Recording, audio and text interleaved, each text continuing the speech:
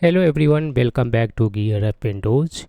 In today's video, I will show you how to enable or disable the Brave profile picker at a startup on Windows 11 or Windows 10. If your Brave browser shows a profile selection screen every time you open it, it can be annoying, especially if you use only one profile. On the other hand, if you use multiple profiles, this feature can actually be very useful. So let's see how to turn it on or off. First, open the Brave browser on your computer and then click on the profile icon in the top right corner. In the top down menu, select Manage Brave Profiles.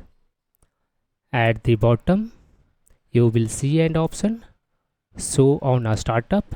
If you want to disable the profile selection screen, simply turn this one option off.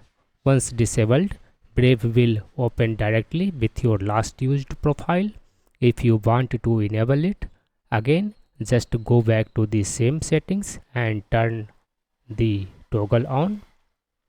Now every time you open Brave, it will show the profile selection screen, so you can choose a profile manually. This is useful if multiple people use the same computer or if you manage multiple accounts. That's it. I hope you found this video helpful. If you like this video, don't forget to like, share and subscribe to GearUpWindows for more useful tutorials.